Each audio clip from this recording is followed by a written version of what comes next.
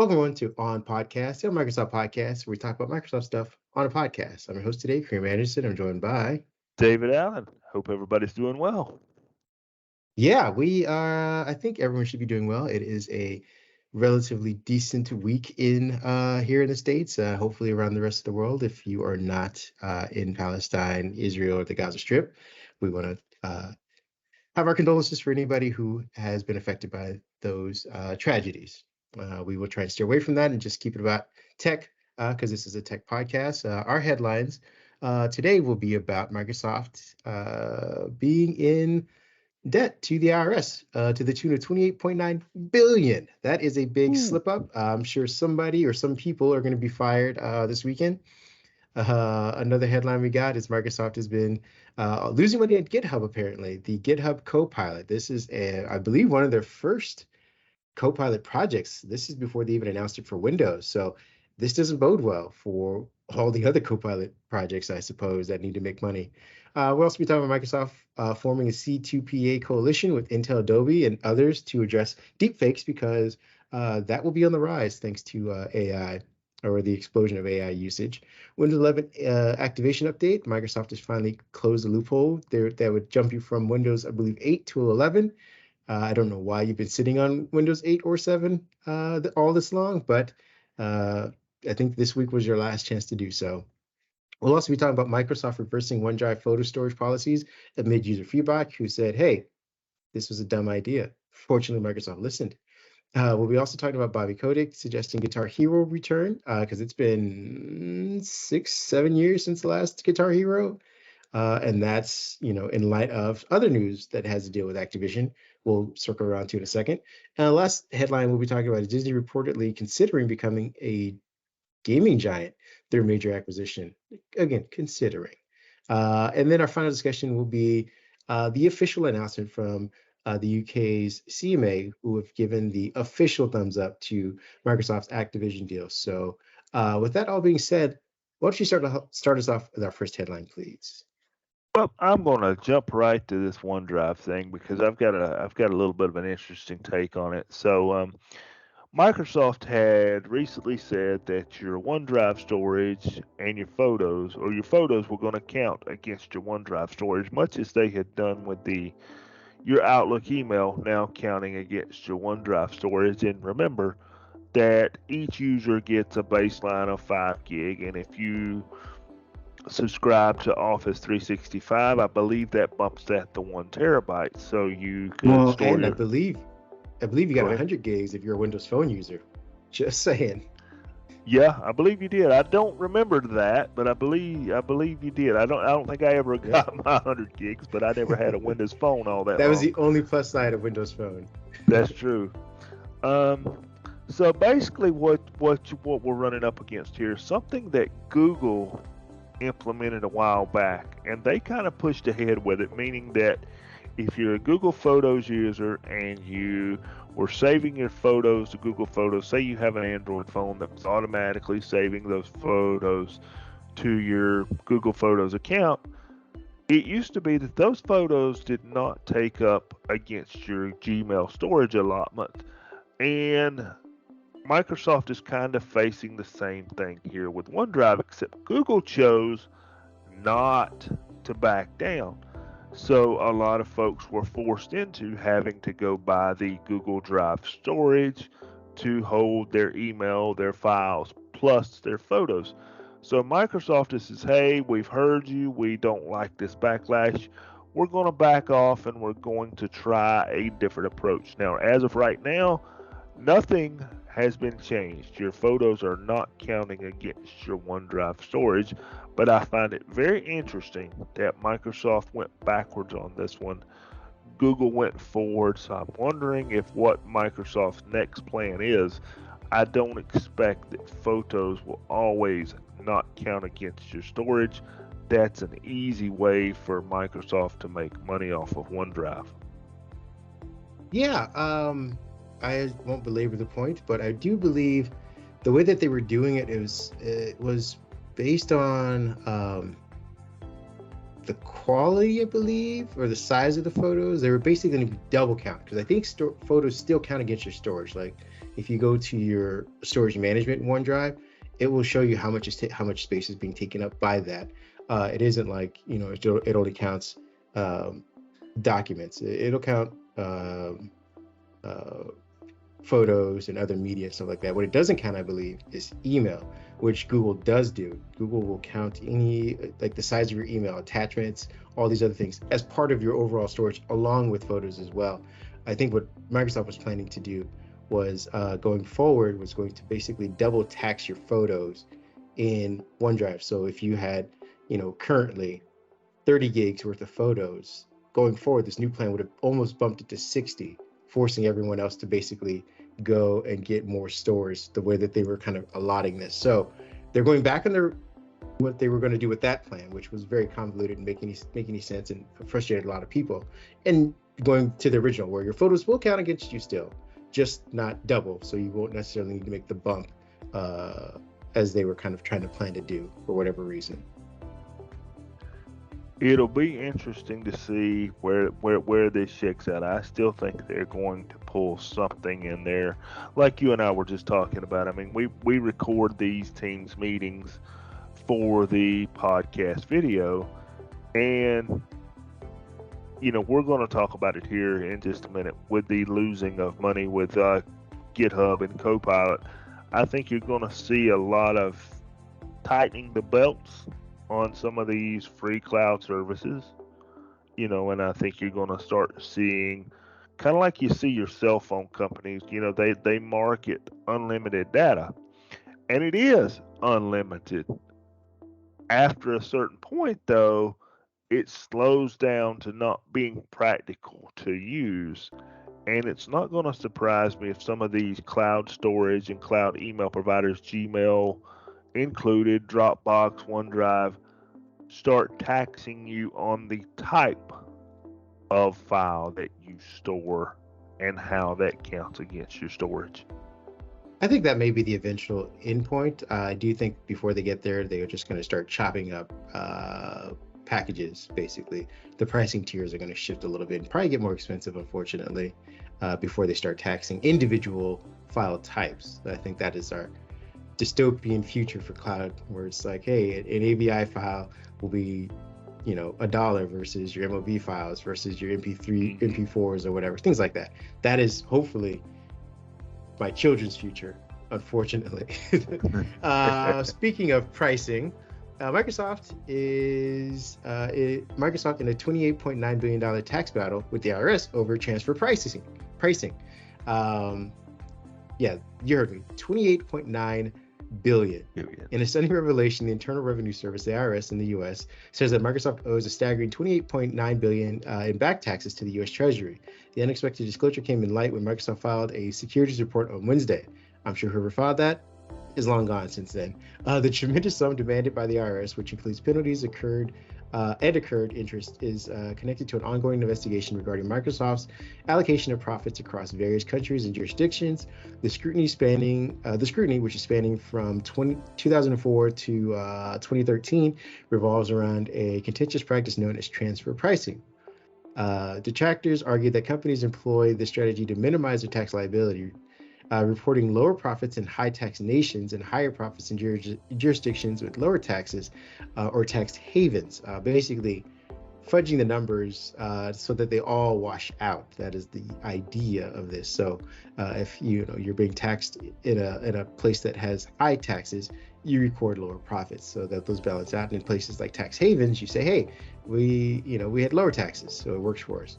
Unsurprisingly, Microsoft flatly refutes the allegations put forth by the IRS. The technology titan maintains that it diligently adheres to the IRS's regulations and vows to challenge the agency's decision. The software giant intends to challenge the notices at administrative and judicial levels. Microsoft disagrees with these proposed adjustments and will pursue an appeal within the IRS, a process expected to take several years. It's interesting because Microsoft, is a 45-year-old company or something like that over 10 years, not even recent 10 years, this is 2004 to 2013, chose to do this practice and not be successful at it. I'm not saying that it's right. I am not justifying what they're doing, but the fact that they messed up so bigly, to borrow a phrase, to the tune of 28.9 billion seems like an offset. Defending its position, Microsoft emphasized that the IRS proposed adjustments, which totaled 28.9 billion, failed to account for up to 10 billion in taxes already paid by the company. The discrepancy further fuels the fiery dispute between the tech giant and the tax authorities. Again, a $10 billion mistake by the IRS is also kind of questionable. So we will keep you up to date on where this goes and what's going to happen going forward. But there's billions at stake for both entities. And it seems like we may not even know the final results until years from now. If we even know it then. It's interesting the way these things get postponed for years, and then suddenly we never hear about them, or they never make the news again.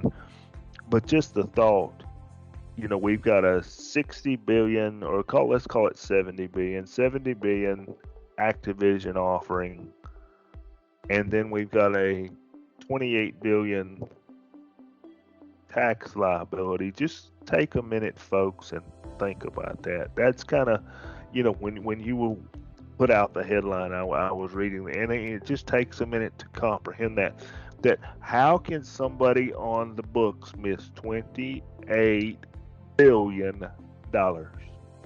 Yeah, I mean, just to try and get it to people to understand, if I go to Walmart and I go to buy something that costs me $60 and I'm missing a 20, I'm going to feel that. I'm going to notice that immediately. So for this to have gone on for 10 years, like we said, is questionable. But again, we'll figure it out and keep you guys updated. What's our next headline? All right. I got a question for you, Kareem. Back in our younger days, when we were a little younger, maybe a little more energetic, were you a Guitar Hero player? I was not a routine one, but if there were libations around and a group of people, sort of like karaoke, I would get into it. Yeah, I've played it. Well, for those that were into Guitar Hero, now I was not a Guitar Hero player, libations or otherwise. I'm just not a musical type. But Bobby Kotick suggests that Guitar Hero could be returning in an internal Activision Blizzard memo, basically saying there's a lot of speculation since Microsoft first announced the intention to buy Activision Blizzard that some of the classic franchises may make a return. And in an internal memo, he says the reemergence of Guitar Hero and other things would not be possible without different types of resources. As you know, just endless possibilities for the future that are just incredibly exciting. So is he saying that for all those Guitar Hero guitars that we saw on the shelf and all those different versions of those guitars that were sold for many years, and we all sat in front of those TVs trying to keep up with the notes and be a rock star in our own living room, are we saying that Guitar Hero could make a return to the Xbox Series X, the Xbox Series S, or even PC?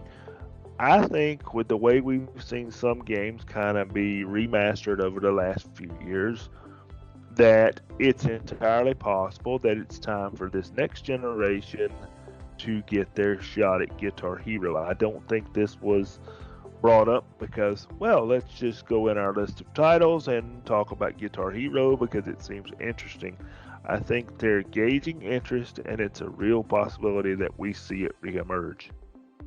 Yeah, I'll keep it short, but I do remember the bundles being upwards of $70 to $100 Yes, for extra hardware, and this is a opportunity for the Xbox to make a bit more margins, I suppose, going forward. So whatever version of the new Xbox comes out, or even a mid-generation one, this is a way to add to that if it's popular. Now, the question is, what popular guitar type music will be on this soundtrack? What will we? I mean, will we have a generation of Taylor Swift's out there in their living room playing guitar? He had to go there. He had to. I did.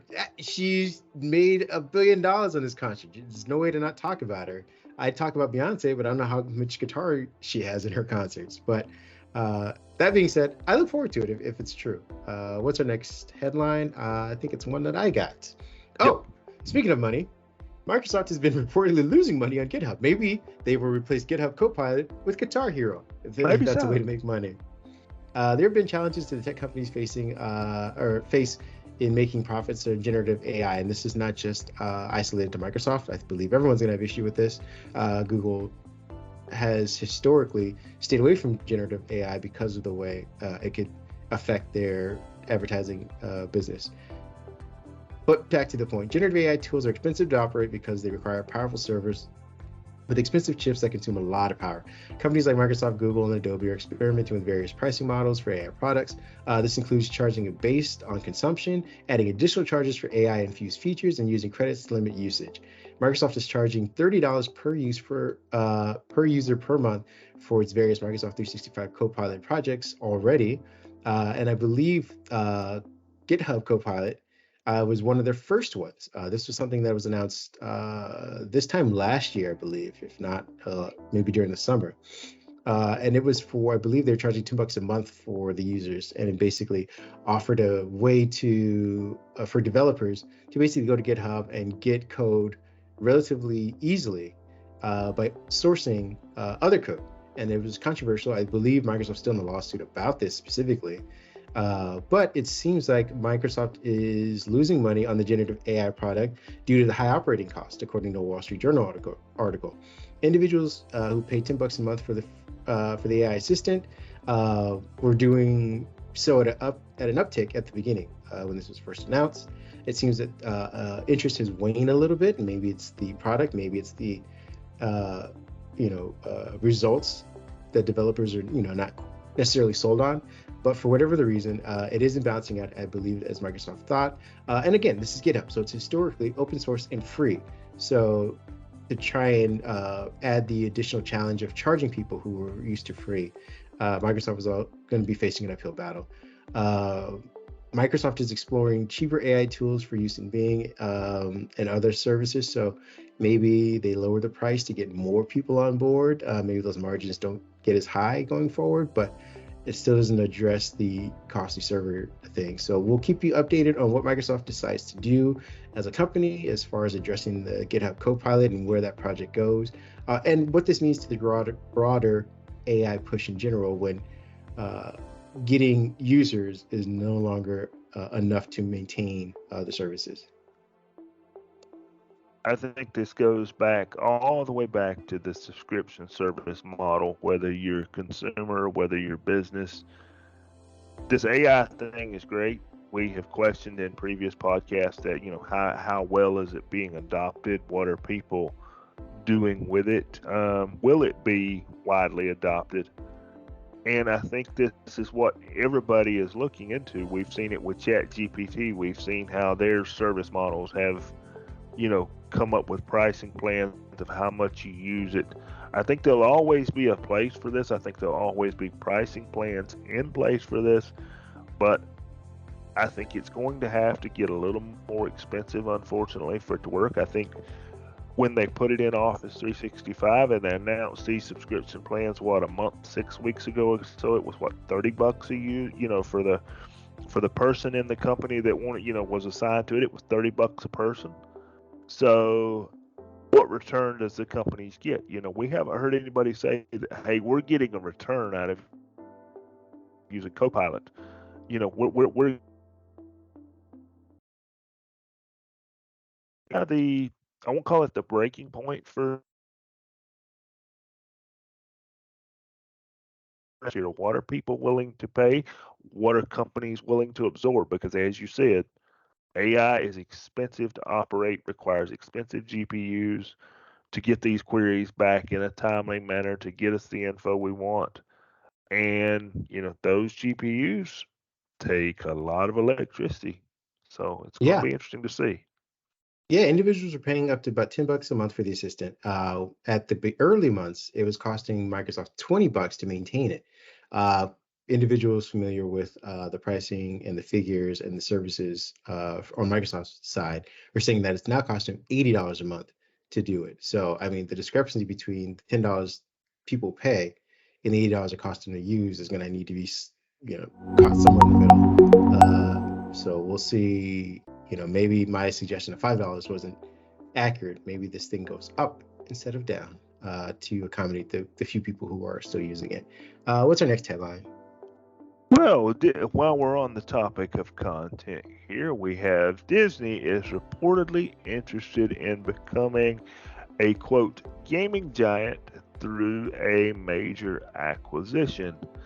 As we know, Disney has been faced with declining revenues here lately, and we also know that COVID has played into that. Your Disney vacations have become a lot more expensive, so Disney says, "Hey, we can do movies, we can do your cartoons, we can do your animations. Now we want to do your gaming, and EA could be the company that they have in mind to enter the gaming industry." Now, I don't know how I feel about this. As we talked about off mic here, Disney's having enough problems managing their content with their streaming services, Disney Plus, and they're already losing money over there, as they are very quick to let us know. So I can't see Disney entering the gaming market or the gaming streaming market and not losing more money. So Yeah, I don't know how I feel I, about this. I don't like it. I don't like it, but in a previous life, years ago, I used to actually work for Disney's gaming division in the legal department. So I oversaw contracts, I oversaw licensing, things like that. And this is back when they were opening up Disney portals. This was the first online gaming that they started playing around with, as well as overseeing some of the properties that became other games, like the Disney Fairies and Cars. Wally was a game, things like that.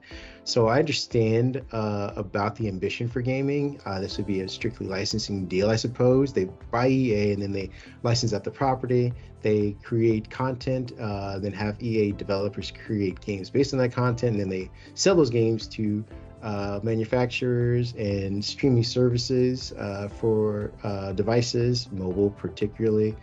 It makes sense for them if there's a way to do a low margin kind of thing, because they're not going to necessarily be creating consoles or anything like that. They're not in the market for that. And they already have a content generating machine, so they don't necessarily need to make, The Last of Us. They can just say, hey, make a game based off of Elementals. We already made the movie. We now have EA as a studio under our belt. We'll shift them from, I don't know, what is EA known for? FIFA or whatever. We're shifting from FIFA to Elementals now. That is easy for them to do. To your point, I don't like this as an idea. But I was also sort of championing Microsoft and Activision. If this gets more kid-friendly games, I suppose, into home somehow, then I'm okay for it. We'll just have to see how this develops, I suppose. The streaming bills, we don't realize it, but they're getting larger and larger by the month. For everybody, yes. I will wrap up our last two headlines as quickly as I can. Microsoft gangs up with some known friends, Intel and Adobe, and even more, to address deepfakes.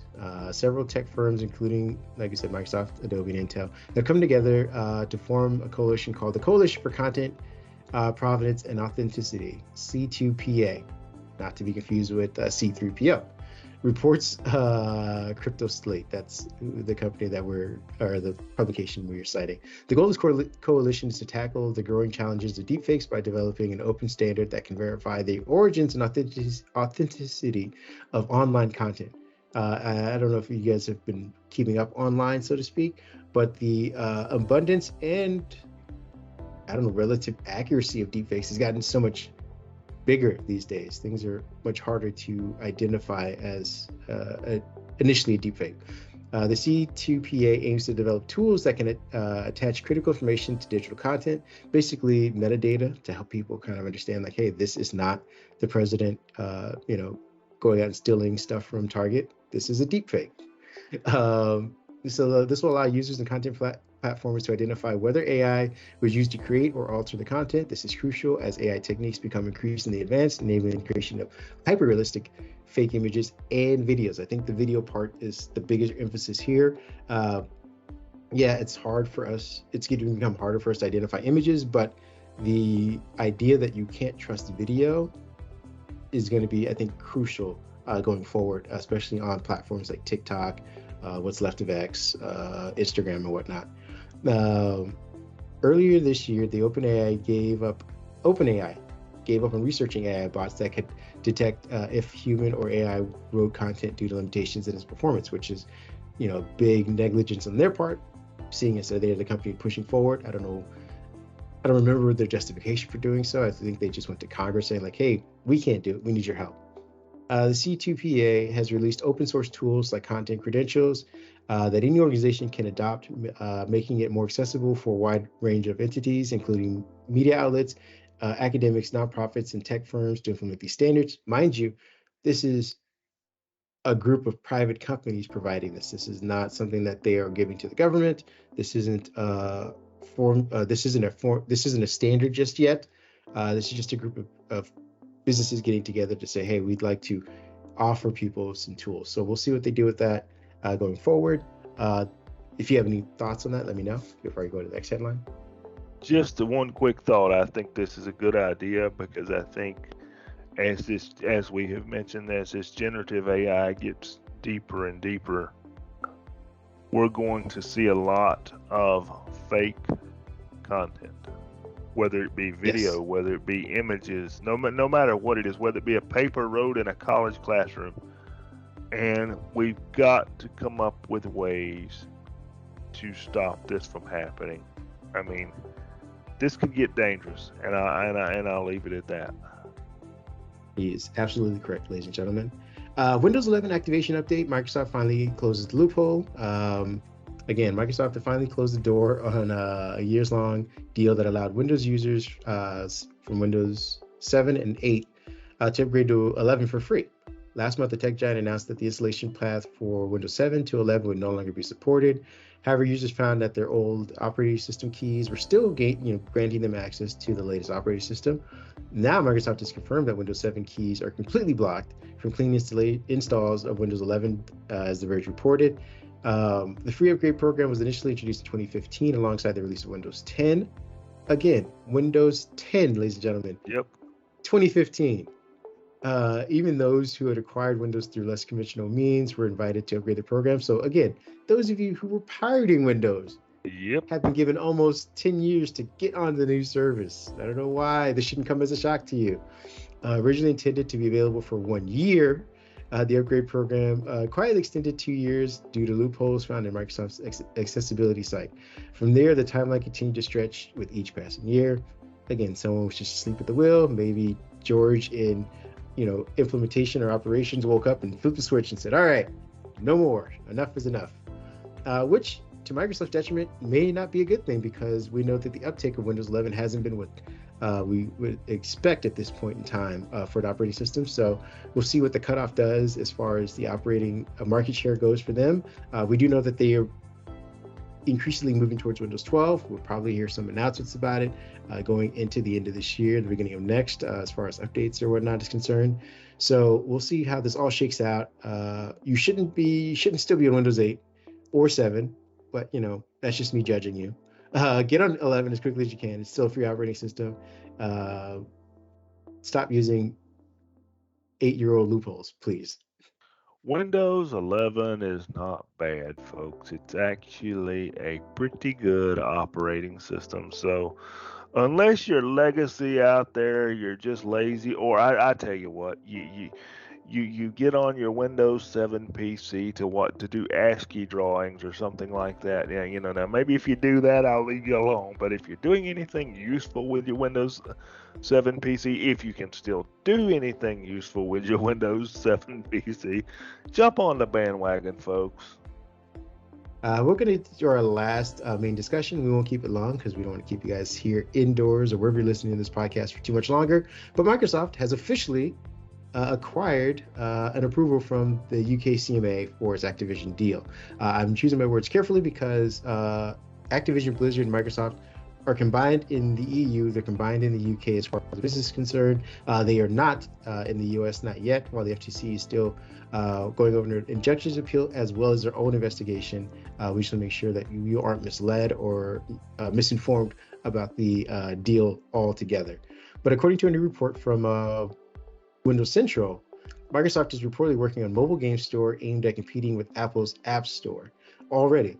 They got the approval, 3, 4, 5 hours ago, and they've already started making moves to try and get their own mobile gaming store up. So I guess they either knew about this beforehand or just said, F it, we're going to do it as quickly as we can.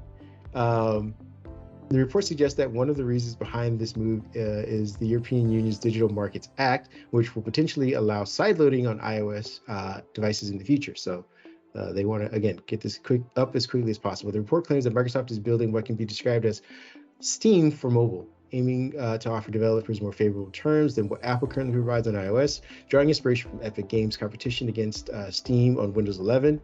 Microsoft hopes to entice developers with better deals and attract users with high-powered exclusives.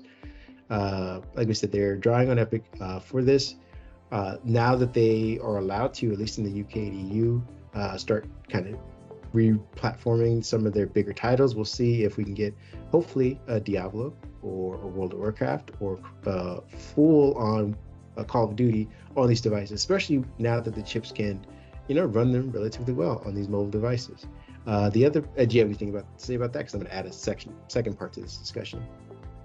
I can't wait. I mean, we talked about it as far back as 6 months ago. I think we heard the first rumblings that there was going to be a mobile store. And in my opinion, I think that's the greatest thing that gamers could ask for is go to one place, get your games for your device, and move on. Because to me, it feels like at times the gaming industry and the gaming stores are a little bit fractured.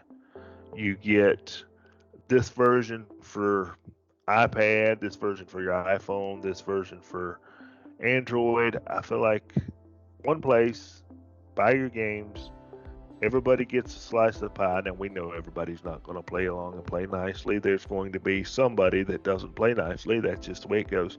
But I think this is a good idea. I can't wait to see this launch.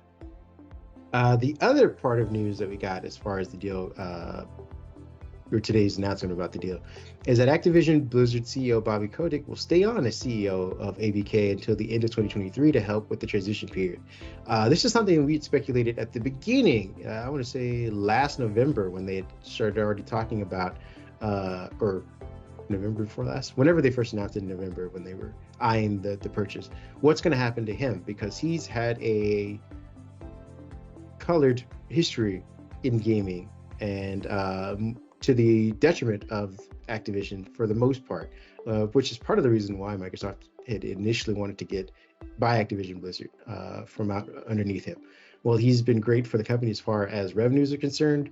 I believe he's facing several litigating cases having to do with discrimination, sexual harassment, some other things like that. So we'd all speculated Microsoft was going to oust him as quickly as they could once they got the approval to get away from the bad PR and kind of remake this whole company. It looks like they may still be doing that, but they're going to at least give him to the end of 2023, which is another, 2 months or so. So no surprise that now that the company is almost in the clutches of Microsoft, that they're going to allow him to finish out the rest of the year. We'll see if they extend this into 2024 and how long they extend it to, because this is not just we'll put in Phil Spencer in his office kind of situation. There are deals, there are contracts, there are processes and things like that he helped kind of set up personally, probably, or with the team, that need to be combed over before giving him his golden parachute. It may not make a whole lot of difference. I think sometimes when these companies get bought out, the old CEO or the current CEO stays in place just to kind of hand over the office keys. Look, this is the way we pay bills, as you were saying. These are the contracts that we owe. This is our process of doing business. And as you mentioned, he does have some followings of some questionable activities in the past. I think as soon as Microsoft gets an idea of the business practices and how things work on a day to day, do they write him a check and say, hey, move on? It's our place now. And do, hire someone else? Does, Phil Spencer oversee it?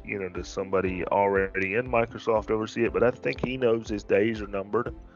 And I don't see it carrying on past the final okaying of the merger with the FTC. And, once all of Microsoft's battles are over with and done, they kind of ease him out. Maybe we don't even know about it necessarily. And they move on to something, somebody else. Yeah, and like you just mentioned, again, the FTC still has to do their thing, and I believe they're going to be doing it starting next month anyway. So we have seen deals we were just talking about off mic that have come undone and unraveled, even by late in the game by the FTC specifically. Meta having to sell Giphy to Shutterstock was amongst the most recent ones. So we may have gotten the thumbs up by these two other larger pillars of regulatory bodies in the world. But the FTC could quickly come in and still undo all of this. And having ousted Bobby before they get a chance to get the final stamp on it would be disastrous. I'm not vouching for the guy. I don't, I've only known what I've reported on. But as a business, you do keep it close to the vest until, like we mentioned again off mic, the fat lady sings, until she is done with her encore and everyone has exited the theater. So he'll probably stay in place for a bit longer. I do expect him to get his golden parachute or his finder's fee, essentially, for agreeing to get the board to go with this deal and extend the deal beyond their July date into October, where they could finally seal the approval from the CMA. So he'll probably get a nice $45 million check and a nice handshake. And then as far as who runs the day-to-day, I doubt Phil Spencer will, because he apparently is going to, I would suspect, be the broader vision guy. But it'll be interesting to see who they either promote or bring in. I do suspect as part of a PR suggestion, if you want to follow the tea leaves, they'll probably bring in a woman. This will help smooth over some of the ongoing issues that they have as far as discrimination and harassment are concerned. Hopefully she will be a champion for all of those causes for both men and women, if they decide to put her in, or if not, maybe someone who has a history, a guy who has a history of doing that as well, because aside from the extracurricular activities, the extracurricular legal activities that are there, Activision seems to be a well-oiled machine for the most part. Microsoft already backed their bid for a union, so that's one thing down. Addressing these other things, you have a relatively decent company on your hands. Money will talk in the end. I think that's exactly, legal things aside, approvals and all this. I think money's going to talk, and Microsoft will get this company exactly where they want it to be, wherever that may be. They're going to get who they want in leadership. They're going to get the content where they want it. They'll have to go through their provisions that they agreed to get the merger in the first place, absolutely. But checks will be written. They're not through at $70 billion, and things will iron out, and we can finally, hate to say it that way, but maybe finally stop talking about this and start playing games instead. I'm going to start by ending this whole conversation right now. Thank you, ladies and gentlemen, for listening to us. I do want to offer you a chance to talk about any hardware reviews or anything that are coming up on your end. Well, we did get some Microsoft products in. I have been tinkering with the Surface Laptop Go 3. I think that is going to be a very interesting review as I've started working through testing some of that. We've got the Lenovo Chromebook Plus, as the Chromebook Plus lineup has recently launched within the last couple of weeks, and we got a lower end Lenovo IdeaBook 3 or IdeaPad 3 that I just received yesterday to see how well these low-end PCs can compete with the Surface Laptop Go 3. The Laptop Go 3, I don't want to ruin the review, has surprised me a little bit.